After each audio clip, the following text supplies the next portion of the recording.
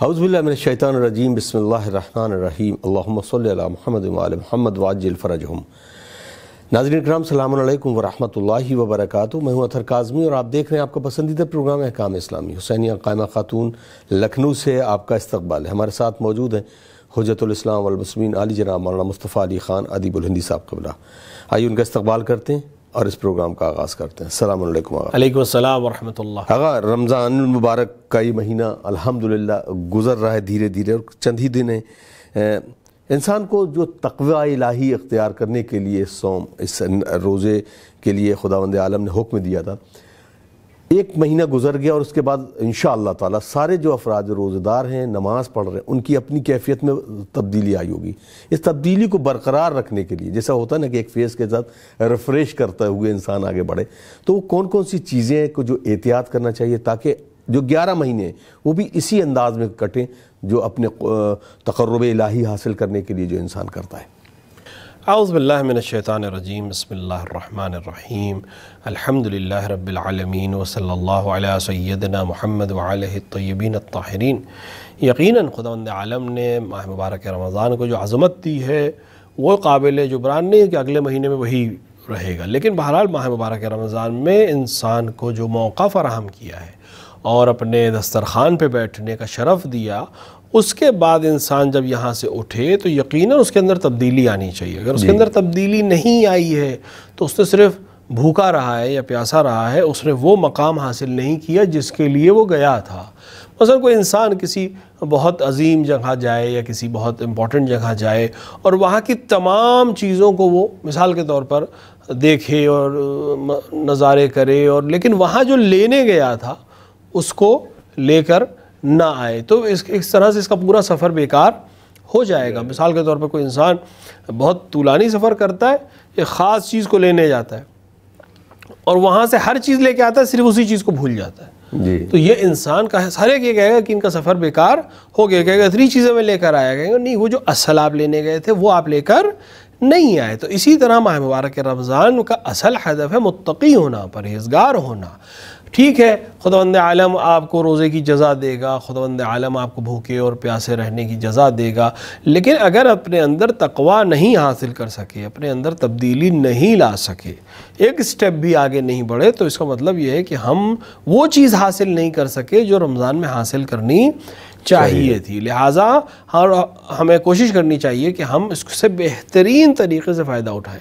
اب جس نے نہیں حاصل کی اس کے لیے تو بہت ہی بڑا مسئلہ ہے، لیکن جس نے حاصل کر لی اس کے لیے بھی ایک مرحلہ یہ ہے کہ اب آپ ایک مقام پہ پہنچ گئے ہیں، اب آپ کو اس لیول کو برقرار رکھنا ضروری ہے، کیونکہ اگر آپ اس لیول کو نیچے لائیں گے تو پھر یہ کوئی اچھی چیز نہیں ہے۔ جیسے کوئی انسان مثال کے طور پر پڑھائی میں بہت ہائی سٹینڈرڈز کو قائم کرتا ہے، 90% 95% لے کے آتا ہے، تو اب اس سے توقع یہ رہے گی کہ وہ 90s میں ہی رہے۔ اگر مثال کے طور پر 95 والا 93 ہو جائے، 94 ہو جائے، کوئی بات نہیں، لیکن اگر وہ 85 پہ آ جائے تو ہر ایک کہے گا کہ بھائی یہ اپنے سٹینڈرڈ سے نیچے آ گئے۔ بولو 85 بہت اچھا ہے، لیکن 95 والے کے لیے 10% نیچے جانا کوئی اچھی چیز نہیں ہے۔ تو اسی طرح جس لیول پہ آپ رمضان میں انشاءاللہ پہنچ گئے ہیں، کوشش کریں کہ اس کو برقرار رکھیں۔ اب اس کو برقرار کیسے رکھیں؟ بالکل اسی طرح جیسے رمضان میں، فرق صرف یہ ہے کہ رمضان المبارک میں آپ کے لیے کچھ چیزوں پہ پابندی تھی، ماہ مبارک کے بعد یہ پابندیاں نہیں رہیں گی، آپ کو روزہ رکھنے کی ضرورت نہیں ہے۔ ولو یہ کہ عید کی تیسرے دن کے بعد مستحب ہے کہ انسان 6 تاریخ سے روزہ رکھے، مستحب روزوں کو رکھے۔ یہ اگر انسان اپنے شیڈیول میں لے آئے کہ مثال میں ہفتے میں ایک دن روزہ رکھے، اب ضروری نہیں کہ تھرسڈے کو یا فرائیڈے کو ہی رکھے، سنڈے کو رکھ لے یا کسی اور دن رکھ لے۔ کچھ لوگوں کے لیے چھٹی کا دن اچھا ہوتا ہے روزہ رکھنے کے لیے، کچھ لوگوں کے لیے کام کا ہی دن یا پڑھائی کا دن ہی اچھا رہتا ہے کہ روزہ ان کے لیے آسان ہو جاتا ہے۔ وہ ہر ایک کا اپنا ایک مزاج ہے، تو ایک عادت بنائے کہ مثلا ہفتے میں ایک دن روزہ رکھے گا، خاص دنوں میں روزہ رکھے گا۔ مثلا ماہ شوال کی خاص تاکید ہے، ذوالقعدہ کے مہینے میں کچھ تاکید ہے، پھر ذی الحجہ میں 1 سے 9 تک مستحب ہے۔ تو انسان ان اعمال کو مثلا دوبارہ اگر روزہ رکھے گا تو اس کو پھر سے پریکٹس میں رہے گا، اور مثال کے طور پر اس کو دوبارہ یاد رہے گا کہ مجھے کن چیزوں سے پرہیز کرنا ہے۔ تو یہ تو رمضان کی خاصیت ہے، لیکن ساتھ ہی ساتھ اگر روزہ نہیں بھی رکھ رہا ہے تب بھی سٹینڈرڈ کو برقرار رکھے کہ میں خدا کے حکم سے اگر 1 مہینہ مفترات سے پرہیز کر سکتا ہوں تو باقی 11 مہینے میں حرام سے پرہیز کیوں نہیں کر سکتا۔ اور خدا سے توکل، ائمہ علیہ الصلوۃ والسلام سے توسل کے ساتھ ساتھ اپنے اندر کانفیڈنس لیول کو اوپر لے جائے اور اپنے آپ کو یہی تلقین کرے کہ اگر میں 30 دن یہ کام کر سکتا ہوں تو باقی 330 دن بھی یہ کام انجام دے سکتا ہوں۔ البتہ ظاہر ہے کہ اس میں اہل بیت کی تعاون کی بھی ضرورت ہے، ان سے توسل کی بھی ضرورت ہے، خدا سے توکل کی بھی ضرورت ہے، لیکن ساتھ ہی ساتھ خود سب سے اہم چیز ہوتی ہے اپنے آپ کو آمادہ کرنا۔ جی، اگر انسان طے کر لے کہ مجھے یہ کام کرنا ہے تو یقین جانے خدا بھی اس کی مدد کرتا ہے، اہل بیت بھی اس کی مدد کرتے ہیں۔ تو وہ انسان جس نے رمضان میں اپنے اندر تبدیلی اور چینجز کو محسوس کیا ہے اور حاصل کیا ہے، وہ قابل مبارکباد ہے، اور اس کے لیے بہترین موقع ہے کہ اس اسٹینڈرڈ کو اور اوپر لے جائے اور خدا انشاءاللہ اس کی مدد کرے۔ تو بہترین طریقہ یہی ہے کہ ہم اپنی زندگی میں اب اس کو شروع کریں کہ رمضان میں جو عمل تھا وہ تو انجام ہم نے دیا ہی ماہ مبارک رمضان میں، لیکن اب ہم اسٹینڈرڈ کو باقی رکھیں گے۔ اب ہم باقی دنوں میں صدقہ کے طور پر کوئی ایک عادت تھی جو اس نے ماہ مبارک رمضان میں چھوڑی، الحمدللہ بری چیز تھی، اب اس کو باقی رکھے کہ میں نے اس کو چھوڑا ہے، اب یہ کنٹینیوشن میں رہے، پھر دھیرے دھیرے دوسری چیزوں کو ایڈ آن کرے، عبادت میں دیکھے، گھر والوں کا خیال رکھنے کے سلسلے میں، صلہ رحم کے سلسلے میں، یہی وہ چیزیں جو روزمرہ خدا نے آپ سے چاہی ہیں، اس کو انجام دے، اور ماہ مبارک رمضان میں جو اس کو طاقت ملی ہے، جو اس کی پریکٹس ہوئی ہے، اس کو کنٹینیو کرنے کی کوشش کرے، یقیناً بہت اعلیٰ مقام حاصل کرے گا۔ بہت بہت شکریہ۔ تو یقین جانیے ناظرین، اگر آپ ان تمام چیزوں پر جو آغا نے بتائیں اس پر عمل کریں گے تو آپ اپنی زندگی میں بھی وہ تمام لمحات جو خوشگواری کے ہوتے ہیں وہ ضرور پائیں گے۔ بڑھتے ہیں کچھ اور سوال کی طرف اور اس کو بھی شامل کرتے ہیں اپنے اس پروگرام میں۔ کماگا، میرا سوال یہ ہے کہ اگر کوئی حرام کام کے ذریعے روزہ باطل رکھے تو اس کا کفارہ کیا ہوگا؟ علیکم السلام، جی بتاؤ۔ اگر خدا نخواستہ نعوذ باللہ کوئی انسان حرام کے ذریعے سے روزہ افطار کرتا ہے تو بعض شرائط میں اس کے اوپر قضا بھی ہے اور کفارہ بھی ہے، اور بعض شرائط میں قضا اور کفارے کے ساتھ کفارے جمع بھی ہے۔ جی، ایک دفعہ ہے کہ انسان مثال کے طور پر حرام، مثال کے طور پر الیعاذ باللہ شراب کے ذریعے روزے کو توڑتا ہے، جی، یا مثال کے طور کے اوپر کوئی ایسی غذا کھاتا ہے جو نجس غذا ہے، یعنی ایک تو روزے کو توڑ رہا ہے، دوسرا نجس چیز سے روزے کو توڑ رہا ہے، تو اس طرح کی شکل میں اس کو روزہ بھی رکھنا ہے اور قضا بھی کرنی ہے اور کفارہ بھی دینا ہے۔ لیکن اگر الیعاذ باللہ انسان کوئی ایسا عمل کرے جس کا تعلق جنسی معاملات سے ہو اور حرام کے ذریعے اس کام کو انجام دے، تو اس انسان کے اوپر قضا ہے اور کفارہ جمع ہے۔ کفارہ جمع کا مطلب یہ کہ وہاں کفارے میں چوائس تھی کہ انسان یا 60 روزے رکھے جس میں 31 روزے پے در پہ ہوں، یا 60 مسکینوں کو کھانا کھلائے، یا 60 مسکینوں کو لباس پہنائے۔ لیکن اگر جنسی معاملے کے ذریعے سے وہ انسان حرام کرے ماہ مبارک رمضان میں اور روزے کو باطل کرے تو اب چوائس نہیں ہے، اس کو 60 روزے بھی رکھنے ہیں اور 60 مسکینوں کو کھانا بھی کھلانا ہے، اگر کھانا نہیں تو لباس بھی پہنانا۔ البتہ ایک تیسرا کفارہ غلام آزاد کرنا ہے تو وہ آج کے دور میں ساقط ہو جاتا ہے، لیکن یہ 2 کفارے اور قضا انجام دینی چاہیے، اور ساتھ ہی ساتھ خدا سے طلب مغفرت کرنی چاہیے کہ اسے ماہ مبارک رمضان میں رمضان کی حرمت کو پامال کیا اور روزے کی حرمت کو پامال کیا اور خدا کے حکم اور اس کی حرمت کو پامال کیا، لہٰذا انسان کوشش کرے کہ اس طرح کا عمل اس سے سرزد نہ ہو۔ اگر یہ جو جنسی تعلقات یقیناً ہم امید کرتے ہیں کہ ایسا کوئی بھی مومن نہیں ہے، یہ اپنی زوجہ کے ساتھ بھی یا خدا نخواستہ استغفر اللہ وہ کسی غیر سے زوجہ کے ساتھ، مثال کے طور پر زوجہ کے ساتھ بھی امکان ہے، مثال کے طور کے اوپر زوجہ مثال کے طور پر روزے سے ہو جی اور اس روزے کو یہ توڑے تو یہ حرام ہے، حرام در حرام ہے، یا مثال کے طور پر زوجہ کے ساتھ اس وقت مباشرت صرف روزے کی وجہ سے نہیں، مثلا ماہانہ پریشانی کی وجہ سے بھی حرام ہے، جی تو بالآخر یہ 2 حرام کا انجام دے رہا ہے، ایک کام روزے کو توڑ رہا ہے، دوسرا ایک حرام کام کے ذریعے سے توڑ رہا ہے، لہٰذا اس کے اوپر کفارہ جمع آ جائے گا۔ الیعاذ باللہ غیر زوجہ کے ساتھ یعنی زنا کی بات اگر ہو جائے تو وہاں پر کفارہ جمع تو یقیناً ہے، اور اگر حد شرعی جاری نہ ہو تب بھی اس کو فوراً طلب استغفار کرنا چاہیے اور اپنے آپ کو بارگاہ خدا میں توبہ اور استغفار کے لیے آمادہ کر لینا چاہیے۔ اللہ اکبر، بہت بہت شکریہ آغا۔ بڑھتے ہیں کچھ اور سوالوں کی طرف بھی۔ السلام علیکم مولانا صاحب، سوال یہ ہے کہ اکثر سنتے ہیں کہ جب سورج گرہن پڑتا ہے تو جو عورتیں پریگننٹ ہیں اگر وہ قینچی یا ایسا کوئی کام کرتی ہیں یا یوز کرتی ہیں قینچی کو تو کیا اس کا اثر ان کے بچے پر جو اور ہوتا ہے کیا ایسا کچھ؟ تو بس یہی جاننا تھا۔ وعلیکم السلام. جی آگے. نہیں، اس کا کوئی اثر ہمارے پاس شرعی کوئی جواز نہیں ہے کہ کسی معصوم نے کسی روایت میں بیان کیا ہو یا کسی نے اس سلسلے میں کوئی تاکید کی ہو یا خدا نے حکم دیا ہو. نہیں، سورج گہن اور چاند گہن ایک طبعی چیز ہے، نیچرل فینومینا ہے، ولو اس کے کچھ اثرات انسان کے بدن پہ مرتب ہونے لگتے ہیں، کیونکہ مثال کے طور پہ الٹرا وائلٹ ریز کی وجہ سے یا اندھیرے کی وجہ سے، اور نیکڈ آئی سے اس کی طرف دیکھنا نقصان دہ ہے، لیکن اور کسی چیز کا اثر نہیں ہے، بلکہ اس وقت مستحب ہے، بلکہ واجب ہے نماز آیات کا پڑھنا. لہٰذا یہ جو ہمارے یہاں دستور خصوصاً خواتین اس طرح کی چیزوں میں زیادہ انوالو ہو جاتی ہیں، اور مثال کے طور پہ جو بیچاری خاتون مثال کے طور پر پریگننٹ ہے اس کو گھر میں رکھیں گی، کہیں جانے نہیں دیں گی، لیٹے رہے، اور اس بیچ اس کی نماز بھی چلی جائے، یعنی جو نماز پہ واجب ہے پڑھنا نماز آیات وہ بھی اس کو پڑھنے نہیں دیا جائے، تو ایک حرام کر رہے ہیں کیونکہ واجب سے اس کو روک رہے ہیں. لہٰذا البتہ کوئی قباحت نہیں ہے کہ انسان پرہیز کرے، کیونکہ شرعاً ہمارے پاس کوئی شرعی جواز نہیں ہے اس کو کہنے کا، لیکن اگر انسان استعمال نہ کرے تو کوئی حرج بھی نہیں ہے، لیکن اس کو شرعی بنا کر، اس کو دین بنا کر، یہ صحیح نہیں ہے. آپ حرام و حلال جب تک خدا کا حکم نہ ہو، دلیل ہمارے پاس نہ ہو، کوئی چیز حرام نہیں ہوتی. ہر چیز حلال ہے جب تک ہمارے پاس اس کی حرمت کا فتویٰ نہ آئے. ہر چیز پاک ہے جب تک ہمارے لیے اس کی نجاست ثابت نہ ہو. تو کوئی بھی کام آپ انجام دے سکتے ہیں جب تک اس کے خلاف آپ کے پاس دلیل موجود نہ ہو. تو چونکہ اس کام کی کوئی دلیل نہیں ہے لہٰذا ہم شرعاً نہیں روک سکتے، لیکن اگر کوئی پرہیز کرے، نہیں استعمال کرے، کوئی حرج نہیں، لیکن اس کو دین بنا کر پرہیز نہ کرے، اس کو احتیاط کرے. جیسے بہت سے کام ہم کرتے ہیں، مثال کے طور پہ آپ ریڈ لائٹ پہ کیوں رکتے ہیں؟ کیونکہ قانون کہہ رہا ہے کہ رکیے. تو اب یہاں پہ شریعت آگے صرف آپ سے کہتی ہے کہ جو آپ نے عہد کیا ہے، جو قانون ہے، ان کی رعایت کیجئے. تو شرعی حکم نہیں ہے، یہ ایک ایسا حکم ہے جو مدنی حکم ہے، اس کے اوپر عمل کرنا چاہیے، عقلی حکم ہے. تو اسی طرح بہت سے احکام ہم ایسے انجام دیتے ہیں جس میں شرعی حکم کی ضرورت نہیں ہے یا شرعاً حکم موجود نہیں ہے، لیکن اس کے اوپر عمل کرنے میں کوئی نقصان نہیں ہے، لیکن اس کو دین نہیں بنا سکتے، شریعت نہیں بنا سکتے.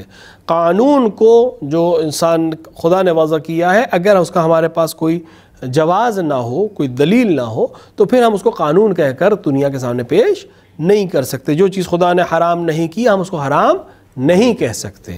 خدا نے جو چیز مکروہ بھی نہیں کی اس کو مکروہ نہیں کہہ سکتے. جس کو اس خداوند عالم نے مستحب نہیں کہا ہم اس کو مستحب نہیں کہہ سکتے. جس کو واجب قرار نہیں دیا ہم اس کو واجب نہیں کہہ سکتے. ہاں جائز ہے، جب تک حرمت نہیں ہے جائز ہے، تو جائز کو انجام دینے میں کوئی حرج نہیں ہے. لہٰذا جہاں تک ہمارے بھائی کا سوال ہے، ایسی کوئی شرعی چیز ہمارے پاس نہیں ہے کہ یہ کام خواتین کے لیے منع ہو. ہاں وہ اگر احتیاط کرنا چاہیں تو کوئی حرج نہیں، لیکن جو چیز واجب ہے اس کو ضرور ادا کریں کہ نماز آیات ضرور پڑھ لیں، کیونکہ یہ واجب ہے. وہ اگر ہو بھی گیا تو کوئی مسئلہ نہیں ہے، کیونکہ ایسی کوئی چیز ہمارے پاس نہیں ہے، سائنٹیفکلی بھی کوئی چیز ہمارے پاس ایسی نہیں ہے. یہ عورتوں کی بنائی ہوئی چیزیں ہیں جو عام طور سے بر صغیر کے علاوہ شاید کہیں اور آپ کو نہیں ملیں گی، اور یہ بر صغیر کی خاص مذاہب ہے کہ ان کا نام لینے کی ضرورت نہیں ہے، ان سے ہم نے سیکھا ہے. اور اچھا نہیں ہے کہ ہم اللہ کے دین پر رہتے ہوئے غیر چیزوں کو، غیر مسلکوں کو اختیار کریں. بہت بہت شکریہ. کچھ اور سوال ہیں ان کو بھی لے لیتے ہیں. السلام علیکم آقا، میرا سوال یہ ہے کہ اگر نماز پڑھتے ہیں تو اگر چھوٹا بچہ سجدگاہ وغیرہ اٹھا لیتا ہے تو اس کے ہاتھ سے سجدگاہ لینے سے کیا نماز باطل ہو جائے گی؟ اس کا کیا حکم ہے؟ علیکم السلام. جی یہ بہت روزمرہ کی چیزیں ہیں. عام طور سے گھر میں چھوٹے بچے ہوتے ہیں، آپ نماز پڑھ لیں، وہ آیا کھیلتے کھیلتے اسے سجدگاہ ہاتھ سے لے لی، یا مثال کے طور پر سجدگاہ اٹھا لی، اپنے ہاتھ میں لے لی، تو آپ اس کے ہاتھ سے سجدگاہ لے لیں تو اس کی آپ کی نماز باطل نہیں ہو، بشرطے کہ نماز کی کیفیت نہ تبدیل ہو. مثلا بچہ چلا گیا تو آپ اس کے پیچھے جا نہیں سکتی یا جا نہیں سکتے سجدگاہ لینے کے لیے. نہیں، وہیں کھڑا ہے، اپنے ہاتھ پہ لیے، آپ جب سجدے میں گئیں یا گئے تو آپ نے اس کے ہاتھ سے سجدگاہ لے کے سجدہ کر لیا. آپ قبلے کی طرف سے منحرف نہیں ہوئے، آپ نے مثال کے طور کے اوپر کوئی جملہ نہیں کہا. یعنی وہ جو حالت نماز ہے اس میں کوئی فرق نہیں ہے، صرف آپ نے ایک ایکسٹرا عمل یہ کیا کہ آپ نے اس کے ہاتھ سے سجدگاہ لے لی، اس میں کوئی حرج نہیں ہے. یا مثال کے طور پر بچہ رونے لگا تو اور آپ کے پاس آ گیا تو آپ اس کو مثال کے طور پر اس کے سر پہ ہاتھ رکھ دیں، یا جب آپ قیام کی مثال کے طور پر بیٹھے ہیں، جلسہ استراحت میں ہیں، تشہد پڑھ رہی ہیں، سلام پڑھ رہی ہیں، یا دوسری رکعت میں بیٹھے اور آپ نے تھوڑی دیر کے لیے اس کو اپنے پاس بیٹھا لیا، اس سے نماز باطل نہیں ہوگی. پیغمبر اکرم نے یہ سارے کام انجام دیے ہیں. البتہ اگر وہ لے کے چلا گیا بچہ آیا کھیلتا ہوا اور اس نے سجدگاہ اٹھائی اور لے کے چلا گیا, وہاں پہ کوئی چیز نہیں ہے, تب بھی آپ نماز اپنی نہیں توڑیں گے. اپنے ہاتھ پر سجدہ کر سکتے ہیں, اگر ہاتھ میں مثال کے طور کے اوپر کوئی اور چیز وہاں اویلیبل نہیں, مثلا کاغذ وہاں پہ ہو نزدیک, آپ ہاتھ سے اٹھا کے کاغذ بغیر شکل توڑے نماز کی, آپ ٹیشو پیپر نزدیک میں ہو, اگر کچھ بھی نہیں ہے تو آپ اپنے ہاتھ کے اوپر سجدہ کر سکتے ہیں, آپ کی نماز صحیح ہے. لیکن اگر سجدگاہ کو بغیر حالت نماز کے ختم کیے لے سکتے ہوں تو کوئی حرج نہیں ہے, لے سکتے ہیں اور آپ کی نماز صحیح ہے. جزاک اللہ. یہ سوال ہے محمد عارف صاحب جو ٹورنٹو کینیڈا سے سوال کرتے ہیں. مولانا صاحب میں ایک ڈپارٹمنٹل اسٹور میں کام کرتا ہوں اور کیونکہ میرا کام بلنگ کرنا ہے, کبھی کبھی اس بلنگ میں بہت ساری ایسی اشیاء بھی ہوتی ہے جو حرام ہے, کیا اس کی بلنگ کرنا جائز ہے یا نہیں؟ انہوں نے ڈسٹنگوش تو نہیں کیا لیکن پھر بھی اگر کوئی چیز ایسی ہے جو حرام ہے خریدنا بیچنا, مثال کے طور پہ شراب ہے, یا چونکہ ان ممالک میں شراب اور مثال کے طور کے اوپر پوک جو ہے بہت عام طور سے خریدا اور بیچا جاتا ہے, یہ شخص خود نہیں بیچ رہا ہے, یہ صرف بلنگ کر رہا ہے جی, نہ یہ بیچنے والے کو ہاتھ میں یا بیچنے والے کے عنوان سے دے رہا ہے کسی کے ہاتھ میں, اور نہ پیسے اس عنوان سے لے رہا ہے کہ میں نے یہ چیز حرام جو تھی آپ کو بیچی, یہ صرف بل بنا رہا ہے. بہت ممکن ہے کسٹمر کو بھی نہ دیکھے, بہت ممکن ہے اس سامان کو بھی نہ دیکھے, تو اس کے لیے کوئی مسئلہ نہیں ہے, یہ بل چڑھا سکتے ہیں, کوئی مسئلہ نہیں ہے. جزاک اللہ. اگلا سوال بھی لے لیتے ہیں. السلام علیکم, تہجد کی نماز کیا 12 بجے کے بعد پڑھ سکتے ہیں؟ علیکم السلام. لیکن جہاں تک نماز شب کا سوال ہے, نماز شب نصف شب سے لے کر اذان صبح تک مستحب, یعنی اس کا وقت ہے. اب جتنا نماز صبح سے نزدیک ہوتی چلی جائے گی اس کی فضیلت بڑھتی چلی جائے گی, لیکن نماز شب میں بہت وسعت ہے, بہت سے ہر مستحب میں تقریباً وسعت ہے, نماز شب میں بہت زیادہ وسعت ہے کہ انسان اگر نصف شب تک نہیں جاگ سکتا, انہوں نے تو نصف شب, البتہ نصف شب پہ بھی میں تاکید کر دوں کہ 12 بجے ضروری نہیں کہ نصف شب ہو جی, نصف شب شرعی جو ہے وہ اذان مغرب سے لے کر اذان صبح کے بیچ کا جو فاصلہ ہے اس کا نصف ہے جی. مثال کے طور کے اوپر اگر آپ کے یہاں مثال کے طور پہ آج کل سورج تقریباً 7 بجے ڈوب رہا ہے جی, مثلا اگر ہم لکھنؤ کی بات کریں تو تقریباً 7 بجے اذان مغرب ہے, اور اذان صبح کے مثال کے طور کے اوپر 4:30 بجے ہے جی. تو اب یہ ٹائم جو ہے تقریباً 5 گھنٹے ادھر سے ہیں اور 4.5 گھنٹے ادھر سے ہیں, تو اب یہ تقریباً 9.5 گھنٹے ہیں جی, تو 9.5 گھنٹے کا نصف کتنا ہوگا؟ تقریباً 4 گھنٹے اور 45 منٹ کے بعد اس کا نصف آ جائے گا. تو اب آپ 7 بجے جب اذان مغرب ہوئی تو اس سے 4 گھنٹے 45 منٹ بعد نصف شب شرعی ہو جائے گی, تو یعنی تقریباً 11:45 پہ نصف شب شرعی ہو جائے گی. سردیوں میں تھوڑا سا اور پیچھے بھی آ جاتا ہے کیونکہ مثال کے طور پہ 5 بجے ادھر سے ہے اور 5 بجے یا 6 بجے ادھر سے ہے, تو کبھی کبھی 11:30 بجے بھی نصف شب ہو جاتی ہے. تو 12 بجے ذہن میں نہ رکھیں, جو نصف شب شرعی ہے اس کے بعد وقت ہے اس کا, نماز کا معین وقت ہے نماز شب کا. لیکن اگر نہیں جاگ سکتا ہے جی, تو یہ انسان نماز عشاء کے بعد جب اسے موقع ملے نماز شب کو پڑھ سکتا ہے, کوئی حرج نہیں ہے. لہٰذا ایک انسان اگر جانتا ہے کہ میں 12 بجے تک نہیں جاگ سکتا, یا نصف شب شرعی تک نہیں جاگ سکتا, یا نماز صبح سے پہلے میں اٹھ کر نماز شب نہیں پڑھ سکتا, تو یہ نماز عشاء کے بعد جب اسے موقع ملے, یا مثال کے طور پہ یہ تھوڑا آدھے گھنٹے پہلے تک جاگ سکتا ہے نصف شب سے, اس وقت جو بھی وقت اس کو میسر ہو اس وقت نماز شب پڑھ سکتا ہے. اور چونکہ مستحب عمل ہے لہٰذا اس میں کوئی اس طرح کی پابندی نہیں ہے کہ انجام دیا جا سکتا. جزاک اللہ. جواد صاحب کا سوال دبئی سے ہے. مولانا صاحب, اگر میں رمضان میں کے بیچ میں پیسے بھیجوں اپنے گھر اور اس میں سے کہوں کہ فطرہ نکال دینا باقی سارے گھر کا, تو کیا میں بھی اس فطرے کی نیت کر سکتا ہوں؟ اگر پیسے پہلے سے بھیج دیں, البتہ اس وقت نیت نہ کریں جی, یہ پہلے سے پیسے بھیج دیں, مثال کے طور پر اپنے وطن میں پیسے بھیج دیے, مثال کے طور پر جیسے عام طور سے ہوتا یہ کہ جیسے دبئی میں کام کر رہے ہیں باقی سارے گھر والے ان کے وطن میں ہیں, ہندوستان میں ہیں, پاکستان میں ہیں مثلا, اور عام تو اکیلے یہ دبئی میں رہتے ہیں جی, اور چونکہ نفقہ یہی سب کا دے رہے ہیں, گھر انہی کے پیسے سے چل رہا ہے, تو واجب تو انہی کے اوپر ہے, تو یہ کر سکتے ہیں کہ یہ پیسے اپنے وطن بھیج دیں اور تاکید کر دیں وہاں کہ شب عید میری طرف سے یہ سارا فدیہ جو ہے, یہ سارا فطرہ جو ہے یہ آپ نکال دیں, تو کوئی حرج نہیں ہے. وہ آپ خود بھی وہاں نیت کر لیں کہ وہ پیسے جو وہاں آج دیے جا رہے ہیں, کیونکہ عید فطرے کی نیت چاند ہونے کے بعد ہی کرنی ہے, عید مشخص ہونے کے بعد ہی کرنی ہے. پہلے سے آپ پیسے بھیج دیں لیکن ابھی نیت نہ کریں, جی, آپ کہہ دیں کہ جب عید کا چاند ہو جائے تو یہ سارا فطرہ میری طرف سے اور سب کی طرف سے وہاں سے ادا کر دیں، کوئی حرج نہیں ہے، یہ کام کیا جا سکتا ہے، اور خود دبئی میں بھی بیٹھے بیٹھے آپ کیا کر سکتے ہیں، کوئی مسئلہ نہیں، یعنی پیسے وہاں بھیجنے کی ضرورت نہیں۔ لیکن اگر مثال کے طور پر یہ چاہتے ہیں کہ وہیں مل جائے، وہاں قربا کی تعداد زیادہ ہے، میرے شہر میں زیادہ تر لوگ وہیں رہتے ہیں، اور جب تک ہم اپنے بلد میں موجود ہے فقیر، کسی دوسرے کو دینا مناسب نہیں ہے، اس نیت سے اگر آپ اپنے شہر میں دلوا رہے ہیں تو کوئی حرج نہیں ہے، فطرہ دیا جا سکتا ہے۔ جزاک اللہ۔ اگر فطرے کے لحاظ سے 2-3 سوال ہیں، اس میں ایک اور سوال ہے، انہوں نے کہا کہ اگر کسی کے پاس ذرا سے بھی استطاعت نہیں ہے کہ وہ واقعی کسی دوسرے کے پیسے سے روزہ افطار اس طرح سے چیک کر رہا ہے، تو اس کے لیے فطرے کے لیے کیا حکم ہے؟ اگر کسی انسان کے پاس خرچ نہیں ہے، یعنی اپنی زندگی کا خرچ، سال بھر کا خرچ اس کے پاس موجود ہے، اس کے اوپر فطرہ واجب نہیں ہے۔ فطرہ اس کے لیے ہے جس کے پاس زندگی کا خرچ، یا کم سے کم فطرے کی مقدار کی رقم اس کے پاس موجود ہے، جس کو دینے کے نتیجے میں اس کو کوئی نقصان نہیں ہوگا۔ یعنی اگر ایک انسان ما یحتاج ہے، یعنی انسان کی روزمرہ کی زندگی کا خرچ اس کی گردن پہ ہے ہی نہیں، وہ دوسروں سے لے کے اپنی زندگی گزار رہا ہے، اس کے پاس ہے ہی نہیں، تو اس کے اوپر فطرہ بھی نہیں ہے۔ البتہ اگر اتنا ہے کہ ایک آدمی کا فطرہ دے سکتا ہے، اس میں گھر میں 4-5 لوگ ہیں، ایک آدمی کا فطرہ دے سکتا ہے، تو ایک عمل یہ کر سکتا ہے کہ مثال کے طور پر خود فطرہ نکالے پہلے، پھر اپنے گھر کے دوسرے فرد کو دے دے، وہ اپنی نیت سے تیسرے کو دے دے، پھر چوتھے کو دے دے، پھر جتنے بھی گھر میں لوگ ہیں، پھر آخری والا فطرے کی نیت سے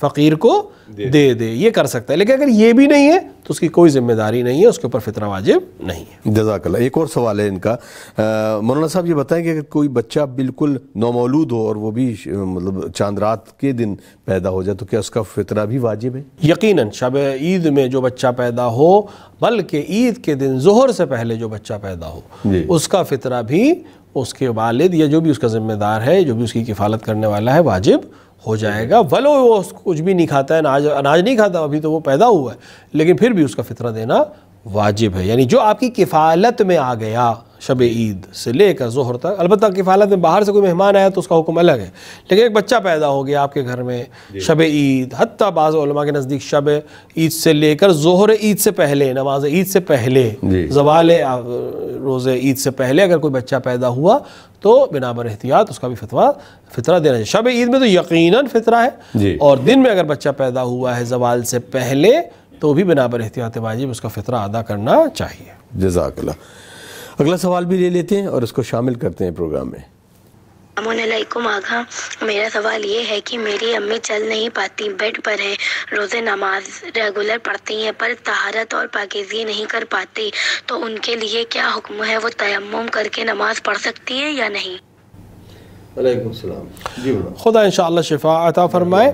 اگر اس طرح سے ہیں کہ مثال کے طور پہ وضو نہیں کر سکتی ہیں یا غسل نہیں کر سکتی ہیں تو یقیناً تیمم کریں گی، اور غسل کے بدلے میں تیمم کافی ہے ان کے لیے، اور بار بار بھی تیمم کرنے کی ضرورت نہیں ہے۔ ہاں، وضو کے لیے اگر وضو کسی طرح سے بھی کر سکتی ہوں، مثلا اپنے بیڈ پر ہیں لیکن خود وضو کر سکتی ہیں، یعنی بیڈ پہ لیٹے لیٹے پانی سے وضو کر سکتی ہیں، اپنے چہرے کو دھو سکتی ہیں، ہاتھ کو دھو سکتی ہیں، ولو بیڈ ریڈن ہے تو وضو کریں۔ لیکن اگر مثال کے طور پر یا خود تو وضو نہیں کر سکتی لیکن دوسرا ان کی مدد کرے تو وضو کر سکتی ہیں، تو بہتر ہے کہ وضو کریں۔ لیکن نہیں، اگر بالکل نہیں کر سکتی یا پانی مضر ہے ان کے لیے تو پھر وہ تیمم کریں اور نماز پڑھیں، ان کی نماز صحیح ہے۔ جزاک اللہ۔ اگلا سوال بھی لے لیتے ہیں۔